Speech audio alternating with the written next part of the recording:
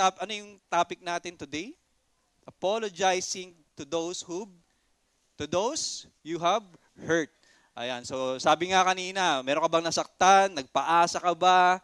Sinasaktan ka ba ngayon? Ayan, so I believe lahat tayo makaka-relate sa pag-uusapan natin ngayon. Tama?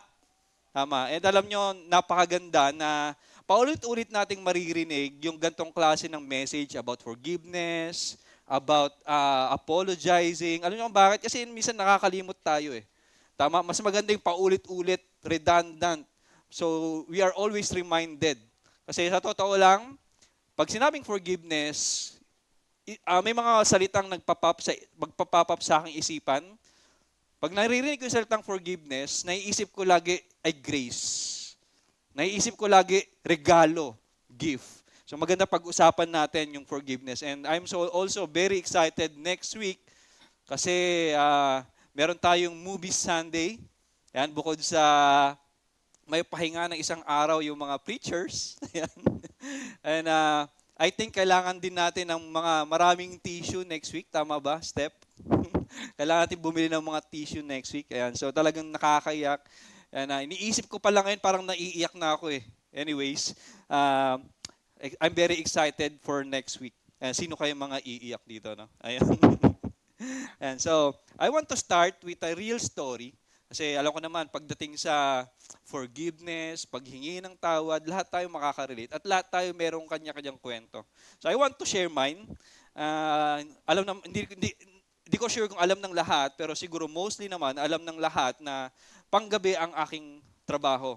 So nag-work ako gabi, pagka lubog ng araw, 9 p.m. or 10 p.m., mag-start na ako mag-work.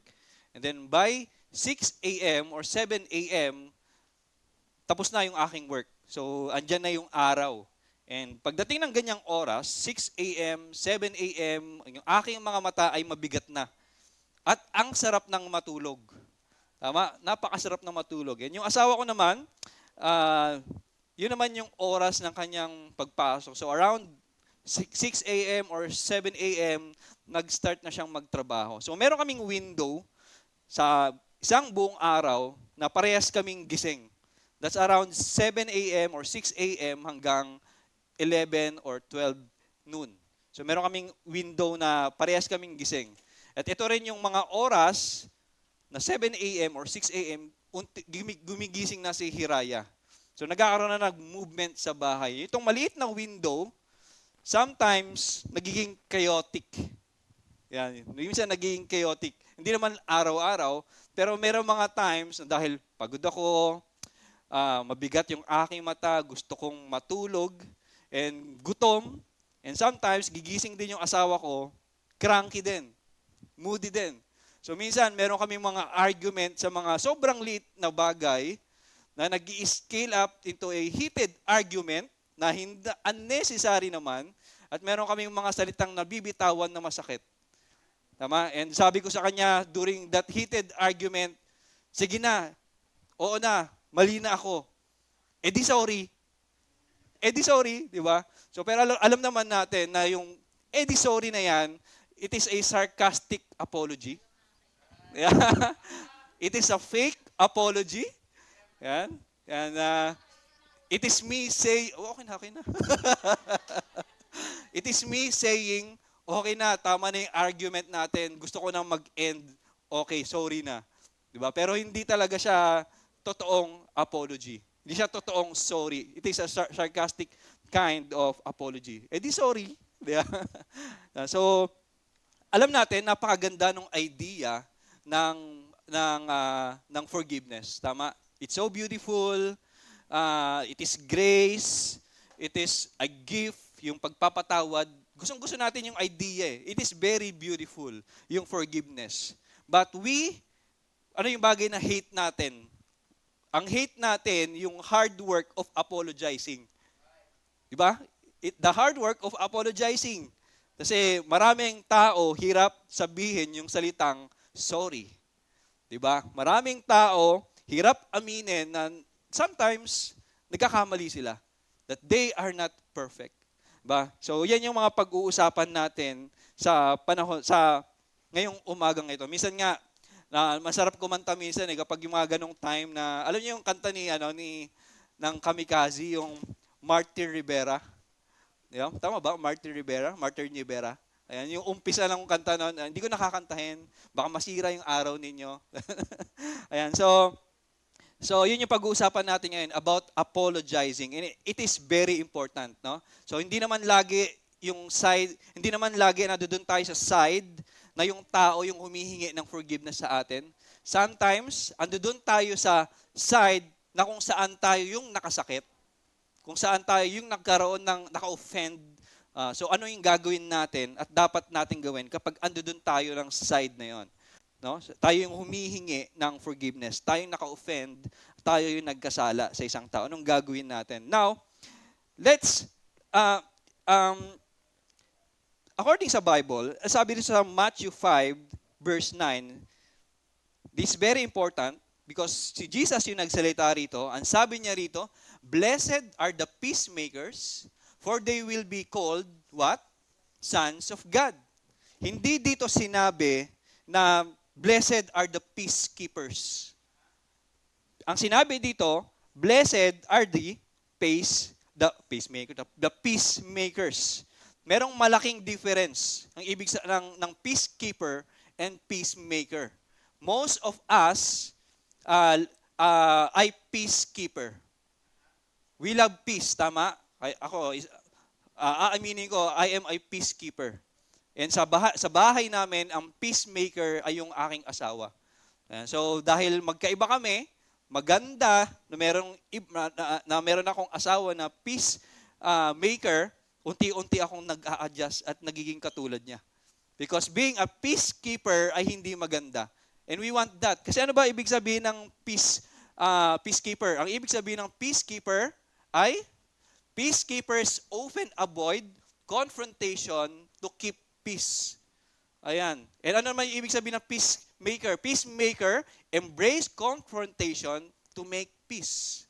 Ayan. So parang bibigyan ko ng kwento, no? Naalala ko nung bata ako, pag inuutusan ako ng nanay ko na magwalis sa loob ng bahay, yung mga dumi, hindi ko dinadaspan.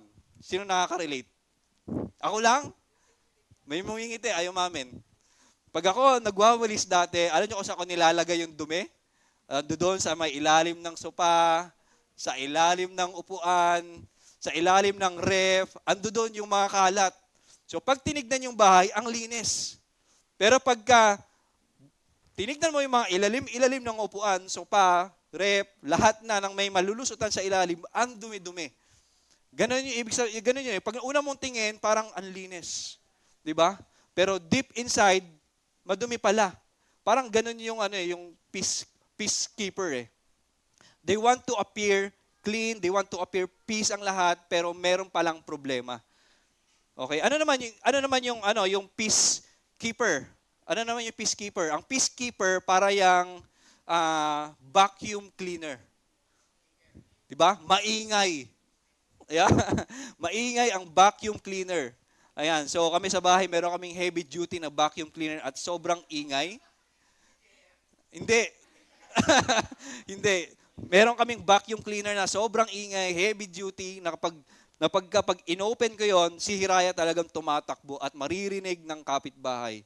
Pero alam nyo, after gumamit ng vacuum cleaner, magiging tahimik pero malinis yung bahay. Diba? Merong malaking difference. Merong malaking difference ang peacekeeper at ang peacemaker. Sometimes we are peacemaker when we hide our hurts. Okay? Sinasarili lang natin when we refuse to talk about offenses.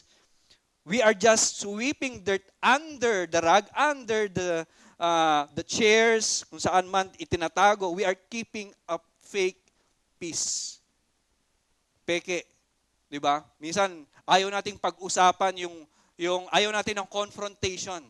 Mas gusto natin payapa. Ayaw natin ng gera, pero alam nyo ba na minsan kailangan ng onting ingay? Hindi natin dapat i-avoid yung mga hard questions, hard conversations. Okay, so it's a bit loud, honest, and hard conversation At maraming tao ayaw ng confrontation. And it's very important sa kahit anong relasyon, lalong-lalo sa mag-asawa, yung tamang pag-uusap. Yan. So sa aming mag-asawa, ako yung peacekeeper, yung asawa ko yung peacemaker.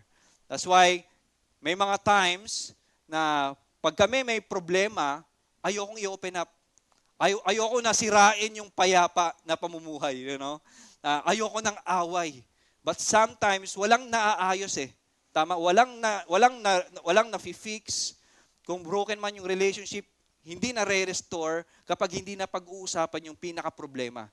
Ang mga peacekeeper, they will keep that problem sa kanilang sarili. At hindi sila magsasalita kasi ayaw nila ng gera.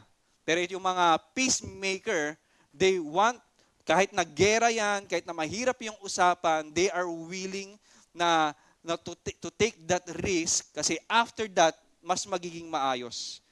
Tama? So, yun yung pagkakaiba ng keeping the peace and making the peace. Because sometimes, fixing a relationship requires a little bit of noise. It requires an honest, hard conversation. And peacemakers are willing to face a temporary, uncomfortable moment to build a permanent, beautiful relationship. Yan. So we should be making peace, not keeping peace. Mas mahirap po na gumawa ng kapayapaan. At yun dapat yung piliin natin. And Jesus takes this even deeper. So when we look at Matthew 5, verse 23 and 24, sabi dito, therefore, if you are offering your gift, diba? Napakaganda ng verse na to. So gusto ko na basahin ninyo and talagang kainin nyo yung verse na to. Sabi dito, therefore, if you are offering your gift at the altar, and there remember that your brother has something against you, leave your gift there in front of the altar. First go and be reconciled to your brother, then come and offer your gift. Ano ibig sabihin yan? So, kung babalikan natin yung settings ng usapan na ito, this is not about salvation, okay? This is about worship. This is about worship because forgiveness, regalo sa atin ng Panginoon, tinanggap natin si Kristo as our Lord and Savior. He died for our sins and we are forgiven of our sins. We are saved, right? Pero yung tema nung verse na to is about worship. Sino ba yung mga worshipers? Taas ang kamay ng mga worshipers. Lahat tayo ay worshipers, tama? But sometimes our heart ay mali. Nasa mali. Ano ibig sabihin dito? Just imagine, balik ka 2,000 years ago sa time ni Jesus. Alam niyo ba dati na if you want to worship God, kailangan mong mag-worship sa temple? So before, ang gagawin nila, kailangan nila minsan mag-travel for a few days. Then pagdating nila doon sa lugar kung saan sila mag-worship, pipila pa yan. Bakit sila pipila? Kasi ando doon yung mga offerings nila. Isa-isa yan, ibibigay nila. So, magta-travel ka for a few days, pipila ka, dala mo yung expensive lamb or your first fruit, pipila ka ng mahabang pila, and then ando doon ka na sa front, then naalala mo, wait, nasaktan ko pala yung kapatid ko. Wait, nasaktan ko pala yung asawa ko. Wait, nasigawan ko pala yung aking anak, kapitbahay, katrabaho, classmate. Saka mo naalala na meron ka palang tao na nasaktan at na-offend. Pero ang sabi ni Jesus, ano ba ang sabi ni Jesus? Hindi naman sinabi ni Jesus na, okay, nandito ka na sa harapan, you're offering your gift, you are about to worship me. Hindi naman sinabi ni Jesus na ipag-pray mo at papatawarin ka ng Panginoon. This is about worship, okay? Not about salvation. Ano ang sinabi ni Jesus? Drop mo ang iyong gift, step out of the line, go back to your brother, look him into the eye, into his eye, at humingi ka ng kapatawaran, apologize, restore the relationship, then come back to me and worship me. Ayun ang ibig sabihin ng salitang yan. So it is alam nyo, mahihirapan tayong i-worship ang Panginoon kapag meron tayong taong nasasaktan. Mahihirapan tayong i-worship ang Panginoon kapag meron tayong taong na-offend. So before natin dapat i-worship ang Panginoon, dapat okay yung ating relationship sa ating asawa, yung ating relationship sa ating anak, sa kapitbahay, and to anyone. And Jesus said, kapag meron kang taong na-offend, kailangan mong puntahan yung tao na yan at humingi ng kapatawaran. I don't know, pero maybe habang nag-i-speak ako dito sa harapan, pinag-uusapan natin to, merong mukha biglang nag-pop up sa iyong isipan. A name, di ba? I don't know who that is, but ang sabi ni Jesus, you have to drop that gift, step out of the line, go back to that person, at humingi ka ng kapatawaran. Yan ang ibig sabihin ng verse na to. Kaya napakaganda. First go and be reconciled to your brother, then come and offer your gift. Ngayon, ang tanong ko, Kristyano, meron ka bang taong kaaway ngayon? Meron ka bang tao na nasaktan ngayon? Parents mo ba? Asawa mo ba? Anak mo ba? Kapitbahay, katrabaho, classmate mo ba? And God is calling you, what? To what? To go to that person and apologize. Yan ang ibig sabihin yan. Now, bakit ba mahirap sabihin yung salitang sorry? So if God cares about this so much, why is it so hard to say, I'm sorry? Bakit nga ba mahirap, no? Bakit nga ba hindi madali? You know what? Because the reason is pride. Yun lang, wala nang ibang sagot kung bakit mahirap sabihin yung, I am sorry, can you forgive me? It's because of pride. And the greatest enemy of peace or to peacemaking is pride. And the greatest friend of peacemaking is humility. Sabi sa Proverbs 11:12, when pride comes, then comes disgrace, but with humility comes wisdom. Kasi ang pride, lagi yan bumubulong eh. Alam mo kung anong binubulong yan? Huwag kang hihingi ng tawad, kasi pag humingi ka ng tawad, talo ka. Yan ang binubulong ng pride. Sometimes bubulong yan. Nag-react ka lang naman sa ginawa niya. 'Di ba? Minsan minsan ganoon iniisip ko, ako ba totoong may kasalanan? 'Di ba? Tapos parang ililista mo pa eh. Wait, 80% siya. 20% ako, nag-react lang naman ako sa kanya. 'Di ba? Ganyan yung binubulong ng pride eh. 'Di ba? Pag nakinig tayo sa pride, nako yan yung bulong niya. He or she is wrong 80%. 20%, it's my fault. Dapat sila muna o siya muna yung humingi ng tawad, hindi ako. Pride wants to win the argument kahit na yung cost nun ay yung relationship. Tandaan natin yan. Ha? Walang magagawa na mabuti yung pride. Ever. Never. Kaya that's why maraming tao hirap lumapit sa ibang tao at humingi ng tawad, it's because of their pride.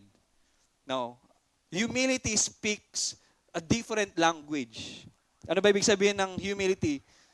Because humility will not whisper, but will say to you, I love this person than I love being right.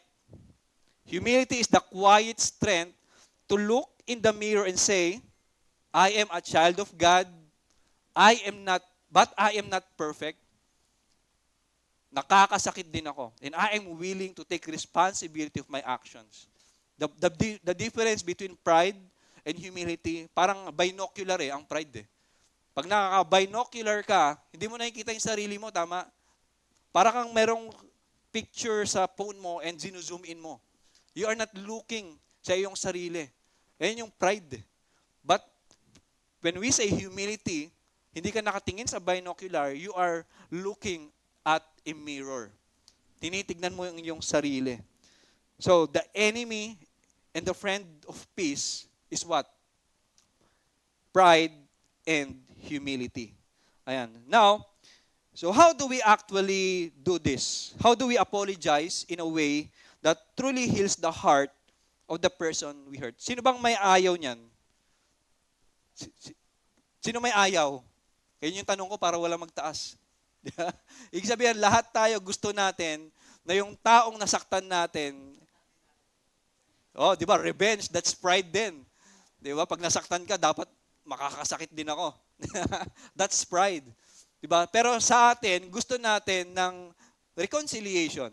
Tama? Gusto natin ng restoration. We want love.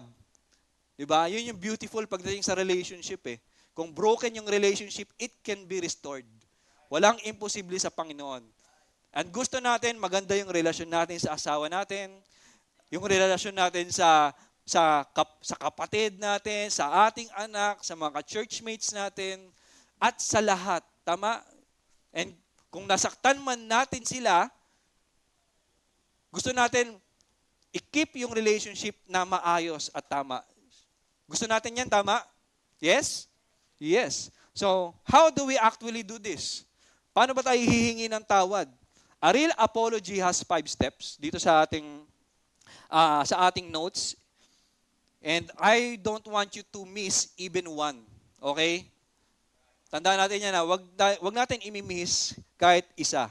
So, the first step is to admit to specific actions and attitudes. Madali ba yan? Mahirap. Mahirap po to. Sa totoo lang, yung i-admit mo yung specific action or a specific attitude na nag-cause para maka-offend ka o masaktan mo yung isang tao, mahirap po yan. Baka nga pag nagpipray ka, ang prayer mo, Panginoon, patawarin mo ako sa lahat ng aking kasalanan. Baka ganun ka nga mag-pray eh. Di ba? Pero ano ibig sabihin nito? Admit to specific actions and attitudes. Most often, tayo, kapag humihingi tayo ng tawad sa taong mahal natin, very general. Sabihin natin, patawarin mo ako sa lahat ng mali kong nagawa sa'yo. Hindi ganon. Okay? At wag ganon. Wag general na parang tinatamad ka na ayaw mong aminin lahat ng iyong pagkakamali. So, ang ibig sabihin nito, na i-admit mo yung specific actions, sasabihin mo lahat is very specific kung ano yung nagawa mong kasalanan. Hindi pa pwedeng sabihin mo, sorry kung nasaktan kita. Paano mo ako nasaktan? Nakurot mo ba ako? Ganon? Di ba? Hindi pa rin specific yung sorry kung nasaktan kita. You have to tell kung ano yung action na nagawa mo, ano yung nakasakit. Sorry kung nagsinungaling ako sa'yo. Nagsinungaling ka saan? Saan ka sa akin nagsinungaling? Diba? We have to say is very specific kung ano yung offense natin doon sa tao na hinihingi natin ng kapatawaran. You know, alam niyo kung bakit importante? Kung nasabihin natin very specific yung ating kasalanan. Kasi ang ibig sabihin niya, nagkakaroon ka ng mental agreement doon sa taong nasaktan mo na alam mo ang iyong nagawang mali. And you are humble enough na aminin ang iyong pagkakamali specifically. At kahit nakakahiya, you are willing to do it dahil ganun mo binavalue yung inyong relationship. Na ganun mo binavalue at kagusto na magkaroon ng restoration, ng reconciliation. Okay? Amen? Amen. So, do not say, I am sorry for everything. Because that means nothing. Sorry for what? For everything.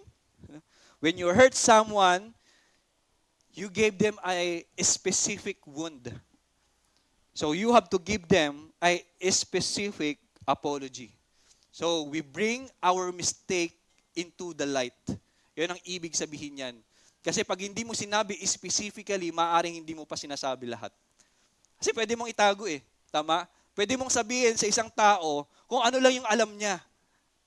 Kasi minsan ganyan yung mga tao. Saka lang sila hihingi ng apology kapag alam na nung tao. yung reason ng yung kung ano yung nagawa niyang offense. Tama? Pag hindi pa alam, bakit ko sasabihin? Tama? So, it is better to say everything very specific kung ano yung mga kasalanan na ginawa natin sa isang tao para wala na tayong i-deny na pagkakamali. And wag kang hihingi ng tawad generally, and wag kang hihingi ng tawad using cloudy words. Ano ibig sabihin ng cloudy words? Yung sabi mo, sorry, pagod lang ako eh. Di ba? That's not an apology. Sorry, stress kasi ako eh. Yeah? Sorry, puyat kasi ako eh. Sorry, gutom kasi ako. I'm angry because I'm hungry. Ako lang tumawa sa sarili kong joke, ano? Yung mga tao hindi tumatawa sa joke, Pastor John, no? Ayan. So, very vague yung ganong klase ng paghingi ng apology. Okay, so don't use general words. Don't use cloudy words to hide our dirty actions. No? Don't say, stress lang ako. Sabihin mo, sorry, naging rude ako kanina. Diba? Sabihin mo, sorry, hindi naging maganda yung way na pakikipag-usap ko sa iyo kanina, whatsoever. Be very specific sa paghingi ng iyong apology. So you have to admit to specific actions and attitudes. Una pa lang yan. Pangalawa, this is very exciting. Because 90% of the time, marami nag-fail dito. Don't make excuses. Yan. So naalala ko, I don't know if kung last week ba to o this week eh. So, naging ugali na namin na tuwing papasok ako sa office, at pag nasa office na ako, lagi akong i-inform sa aking asawa na nasa opisina na ako. Yan. So, nung araw na to, hindi ako nakapagsabi na nasa office na ako. So, hindi siya makatulog. Yung phone ko noon naka-silent, and busy na agad sa work pagpasok, at hindi ko na na-check yung aking phone. Siguro after 2 hours pa. Tumatawag, hindi ko naririnig. Chat ng chat, hindi ko naririnig. So I really feel bad about it hanggang ngayon. And alam mo, ang sabi ko sa kanya, sorry, di ako nakapag-chat agad, nakapag-inform agad kasi ang traffic kanina, nagmamadali ako eh. Sorry, hindi ako nakapag-inform ka agad na nandito ako kasi paglagi may meeting na agad. Ang daming excuses. And most of us, or 90% of us, dito nagfe-fail. Naalala ko pa minsan,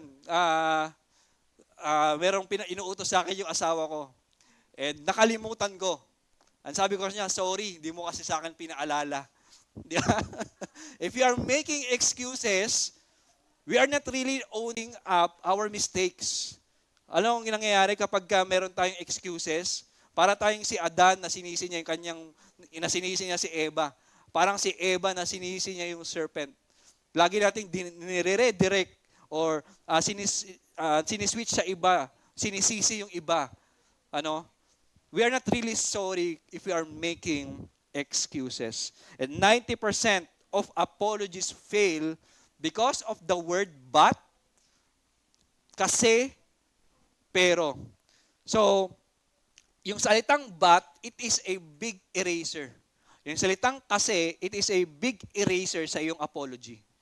So, kung ikaw ay nagkasala at humingi at you are very you are really sorry sa iyong bagay na nagawa, hindi ka nagagawa ng excuses.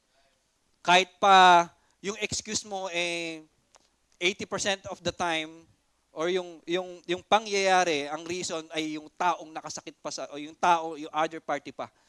Whatever the reason is, you do not make excuses. Okay? So, because the moment you say but, the moment you say pero, your apology dies. Okay? Your apology dies. If you are sorry, say that you are sorry, very specific na action, then mag-i-end na doon. Wala nang but, wala nang pero, wala nang kasi siya eh. Kasi ganito eh. Kasi stress lang ako eh. Hindi mo kasi pinaalala. Yeah? So, Do not make excuses. You are no longer apologizing. You are making an excuse. You are blaming them.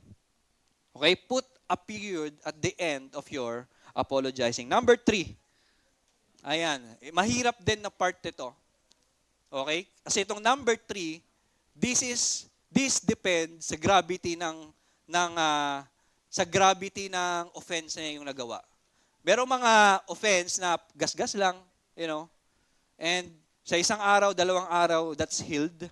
Pero merong offense na masakit, na parang kang kinat ng blade, and it takes a very long time to heal.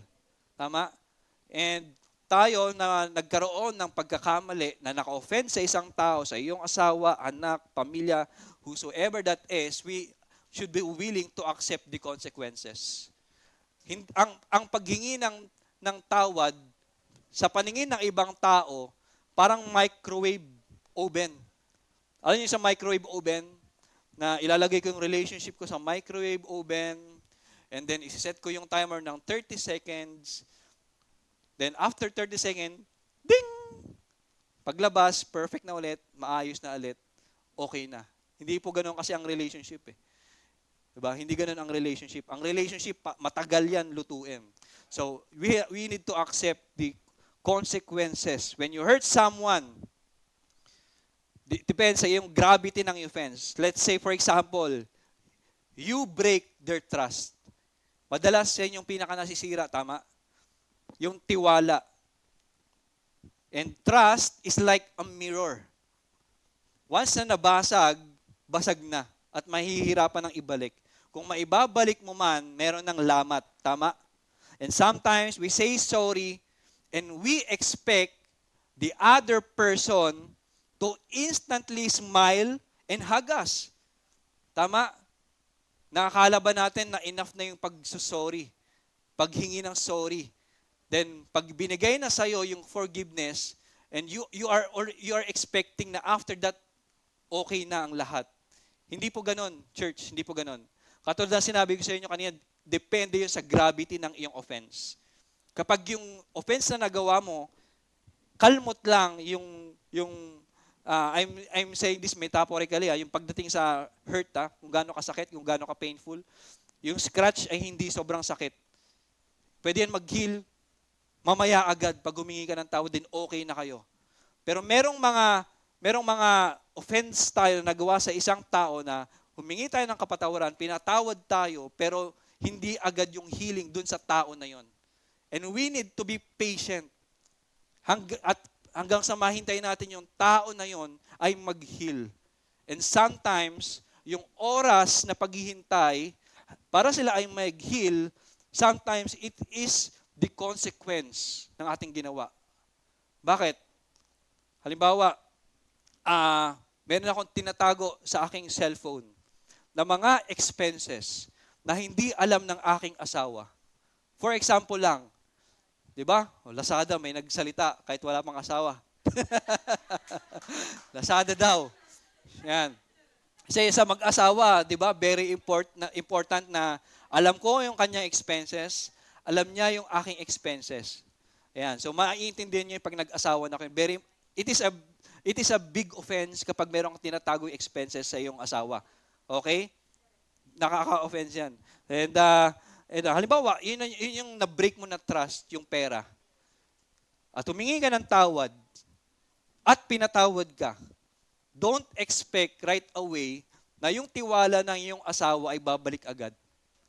Forgiveness is given automatically, but trust should be worked on.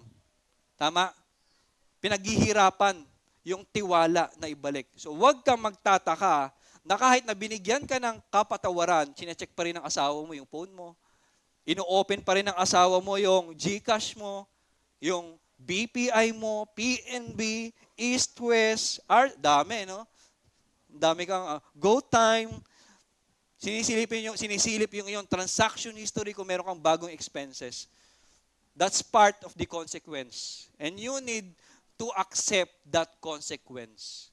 Tama? Depende sa gravity ng iyong kasalanan kung sobrang bigat. Kung tiwala yung nasira, mahirap po yan trabahuhin. Kasi kailangan mag-heal ng tao. And you have to wait na mag-heal yung tao. And habang naghihintay ka, you are willing to accept whatever the consequence is. Meron pa rin yung trust issue, mag-iimbestiga pa rin, di ba? Masasaktan pa rin, minsan magiging silent. Pero hindi ibig sabihin nun wala kang gagawin. That's the time na dapat lalapit ka sa taong ito at magbibigay ka ng assurance na ginagawa mo na ang tama. Pwede mong unahan na. O, tignan mo yung mga phone ko, tignan mo yung mga, daming phone. Tignan mo yung, ito yung aking GCash account, ito yung aking PNB, and this is the transaction history. Alam mo, the best way para hindi na silipin ng asawa mo, ibigay mo na sa kanya lahat. Yeah? I-send mo na sa kanya pagka na-receive mo na. Ayun yun ang ginagawa ko, kaya wala akong pera. wala siyang sisilipin. Gustuhin ko man gumastos, wala akong gagastusin. Ayan. So, we should be willing to accept the consequences. Sometimes, we say sorry, and we expect the other person to instantly smile and hug us, but they don't. They are still crying, and they are still quiet. Okay, so kailangan natin hintayin yung kanilang hanggang sa sila ay mag-heal. And during that time na hinihintayin natin sila mag-heal, we are patient enough. And kailangan mong i-prove na ikaw ay nagbabago. And nakaka-receive ka ng help, lalong-lalo na sa Panginoon. And you are rebuilding that trust again. Okay? So wag tayong maging, minsan kasi, yung ibang tao, iniisip nila na ang forgiveness ay right. Lalo na, pwedeng sabihin kasi na yung mga manipulator, pwede nilang sabihin, dapat patawarin mo ako kasi pinatawad tayo ng Diyos. Yeah? Dapat patawarin mo ako kasi pinatawad kita dati. Diba? It is never right. Okay? It is never right. Forgiveness is never a right. It is a gift. Then, number 4, after nating i-admit specifically yung ating kasalanan, after natin hindi gumawa ng excuses, after nating i-accept yung consequences, kailangan din natin, number 4, it will help us, we need to change our behavior.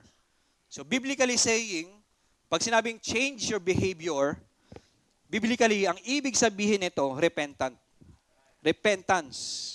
Ibig sabihin yan, you're turning 180 degrees doon sa iyong nagawa. And you never look back. Alam nyo ba na ang salitang sorry, nawawala yung value niyan kung paulit-ulit kang humihingi ng sorry para sa paulit-ulit na kasalanan? Di ba?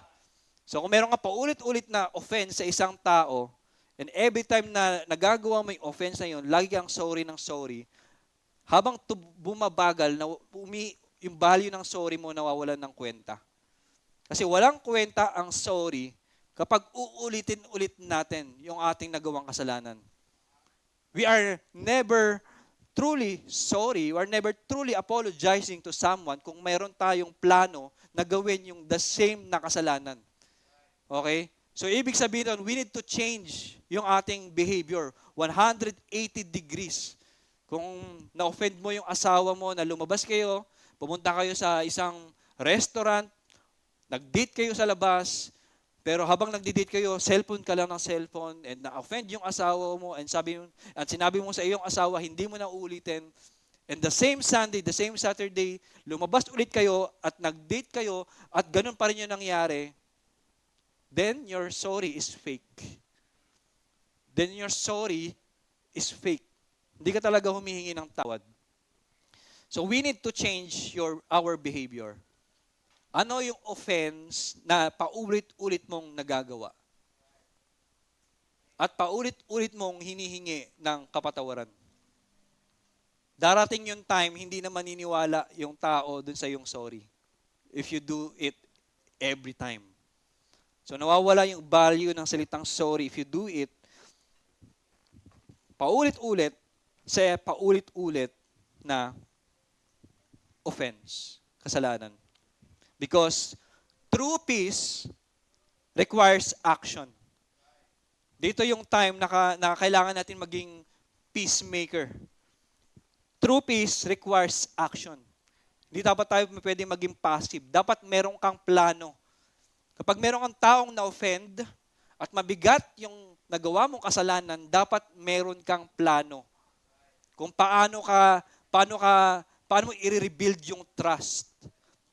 Paano magigain ulit yung trust. Hindi pwede na nag-sorry ka lang and then let's move on. Hindi pwede yung mag-sorry ka na lang then hayaan natin yung oras ang mag-heal. Okay? We need to change something in us. Kailangan meron tayong action na gagawin. So what are you doing to do differently? Tomorrow, next week, next month, next year, because a real apology includes a plan to be better. So kung wala kang plano, ewan ko na lang kung ano mangyayari. For sure, mauulit. Diba? Mauulit. Kung hindi ka magiging proactive na baguhin. And ang maganda sa Panginoon pagdating sa change, mabilis yung change pagkasama mo yung Panginoon. Mabilis yung change pag andyan yung Diyos. If you just allow God to change you. So if you keep apologizing for the same thing every day, every Sunday, every sorry has lost its value. It's like a coin with no gold in it. So we need to repent, change our behavior 180 degrees, and you don't look back. You don't look back. Now, pinakahuli, and this is the final step. And this is the most powerful. Okay? This is the most powerful. And notice that it is a question. Tama? Tanong. It is a question. At hindi mo kailangan i-demand. You do not say, kailangan mo akong patawarin ngayon.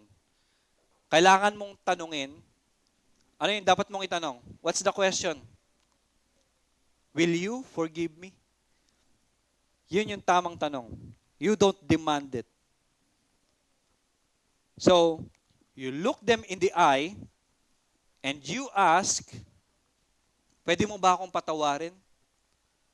Kaya mo ba akong patawarin? Will you forgive me? Alam niyo bakit yan importante yung tanong na yan?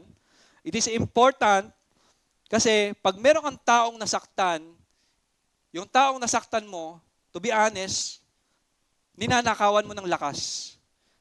Ninanakawan mo ng kapangyarihan. Alam niyo ba na andaling sirain ng araw ng isang tao? 'Di ba? Lalo na kapag ako importante, yung asawa ko importante sa akin at ganoon din ako sa kanya. Napakadali kong sirain yung araw niya. 'Di ba? The more na mas kilala o mas intimate yung inyong relationship sa isang tao, mas ganun din kabilis kaya mong sirain. It's easy na sirain yung araw ng tao na yan. Tama? And sometimes, nangyayari yan, nagagawa natin yan. And now, bakit importante yung salitang patawarin mo ako? Kasi kapag yung taong na-offend natin, merong something na nawawala sa kanya kapag sila ay nakaranas na, kapag sila ay na-offend. I don't know kung ano mang offend yan. Maaaring nakawin mo yung kanyang tulog, maaaring nakawin mo yung magandang araw niya, maaaring nakawin mo yung kanyang peace of mind, maaaring nakawin mo sa kanya yung kanyang confidence, maaari mong nakawin sa kanya na dati ang dali niya magtiwala, but because of what happened, hirap na siyang magtiwala. So when we offended someone, yung tao na yon, ninanakawan natin ng kapangyarihan. And when you ask the question, will you forgive me? You are giving that power back to them. Kaya napaka-importante yung salitang Kaya mo ba akong patawarin? Alam niyo kung bakit? Kasi meron tayong mga offense na nagawa minsan sa isang tao na yung effect nun sa isang tao manliliit siya sa kanyang sarili. Mawawalan siya ng confidence sa kanyang sarili. Mawawalan siya ng tiwala, hindi lang dun sa taong nagkasala sa kanya, pero sa ibang tao din. And para bumalik lahat ng bagay na ma-restore yung mga bagay na yun, we need to give it back to them and ask the question, will you forgive me? Will you forgive me? Because when you do that, you are being humble. You are handing the power back to him or to her. You are waiting for their grace. And you are showing to them that they are valuable. Now, every time that we ask forgiveness, gusto ko lang i-remind sa inyo, every time that we ask forgiveness, hindi lang tayo dun sa taong nakasakit, taong nasaktan natin, pati na rin kay Kristo. Every time that we ask for forgiveness, we are standing at the foot of Christ. We are admitting we cannot fix ourselves, and we are asking for grace. Now, I told you at the beginning that a name would pop into your mind today habang naririnig niyo yung salitang ito. I don't know who that is. Siguro face or maybe a name. Ang question ko lang ngayon, sino yon? Who is that person? O kaya, sino sila? Kung marami. Who is it? Yan ba yung asawa mo? Yan ba yung iyong anak? Kasi most likely, ito yung dalawang tao na madalas nating masasaktan. Tama? Asawa, anak, yung mga taong malalapit sa atin. Pwedeng kapatid, pwedeng magulang, co-workers, classmates, neighbors, churchmates. Yan. So, who is it? Who is it? Alam niyo, isa sa mga powerful na forgiveness na aking na-witness. And this is a very good testimony. Hindi ito aking kwento. This is a story of other person. And andun lang ako para ma-witness yung forgiveness na nangyari. And it is very powerful. Alam niyo kung bakit? Powerful. Dahil yung anak ay yung tatay at nanay yung humingi ng tawad sa anak. Alam niyo ba na napakahirap nun? Di ba? Napakahirap nun. Ang hirap para isang magulang ang humingi ng tawad sa kanyang anak. And if you did that, you know how hard that is. And be proud of yourself. And God is proud of you if you do that.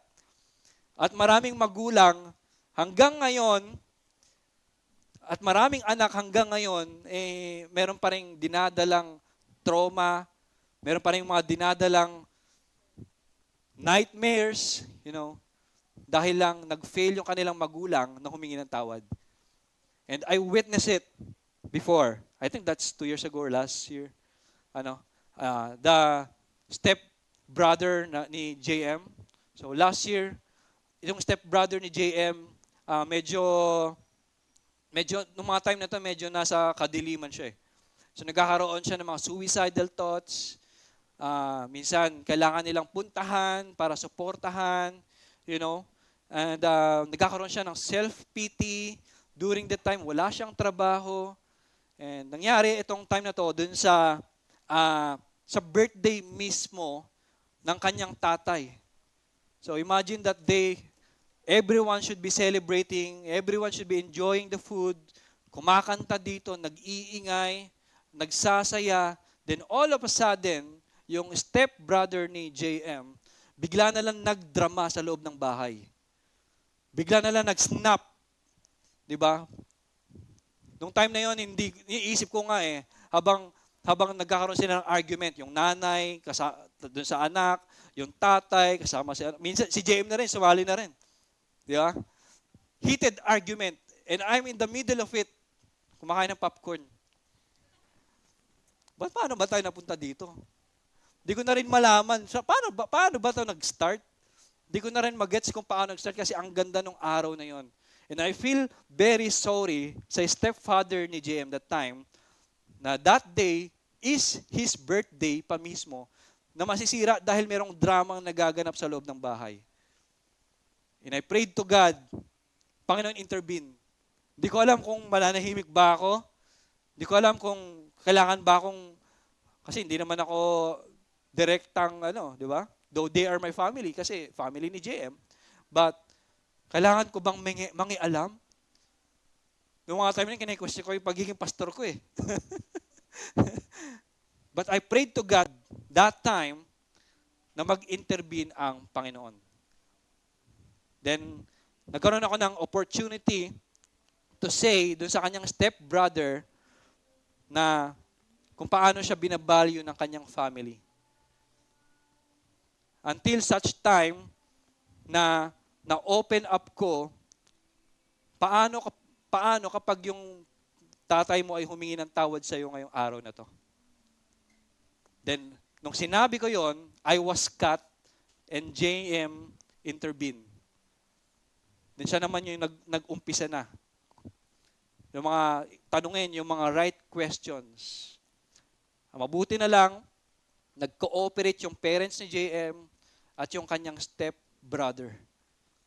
Then, merong mga prepared questions si JM that time at itinanong sa bawat isa. And at the end of it, nung sinabi ng kanyang anak na kaya mo ba akong patawarin, nagkaroon ng kapatawaran sa loob ng bahay, ng forgiveness. And mula ng time na yon, wala na ako ulit narinig ng mga drama, ng mga kwento, na pupuntahan nila yung taong to dahil merong suicidal thoughts, whatsoever. Ngayon, he's doing good at meron siyang trabaho. You know? Isa sa mga powerful, and I am being a witness ng powerful moment na yon of forgiveness. And talagang pinasalamatan ko sa isipan ko yung kanyang mga magulang. That's very hard. Kasi narinig ko mismo yung salita ng tatay. Sabi niya na nagkamali ako sa mga nagawa ko sa iyo noong bata ka. May mga bagay na nagawa ako sa iyo na nasaktan kita at humihingi ako ng tawad. At nagkaroon ng forgiveness. You know, when we ask for forgiveness, we are standing at the foot of Christ. Hindi lang dun sa tao na na-offend natin. So who it is? Sino yung nasa isipan mo? Anong mukha, anong pangalan na nag-pop up sa iyong isipan? Babalik ulit tayo sa verse na sinabi kanina. Before you worship God,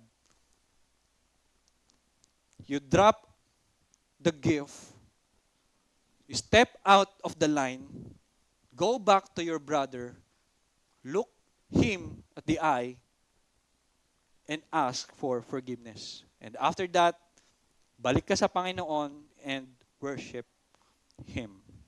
So who is it? Is it your husband, your wife? Kasi maaaring magkatabi kayo sa gabi, pero milya-milya yung layo ninyo. Posible yan. And Jesus is looking at you right now. And He is asking you to make peace. You know why? Because when we sinned against God, God did not stay in heaven. Tama? Hindi siya nanatili sa langit. Bumaba siya dito, He faced the noise and the pain of the cross. He shed His blood for us para patawarin tayo. He did the first step. So the ultimate peacemaker, walang iba kundi si Jesus. And He is asking you to be like Him. He is asking you to be like Him. So imagine what our church would look like, our families would look like, the city, the country, the whole world would look like if we were humble enough to drop everything, to drop our excuses, to drop our ego, and to truly love one another. ask for forgiveness. So, ano ulit yung 5 steps na dapat nating tandaan when we are apologizing to someone? First is, we had to admit specific actions, do not make excuses, accept the consequences, change your behavior, and then lastly, ask for forgiveness. So, yayain ko yung bawat isa na pumikit at tayo manalangin.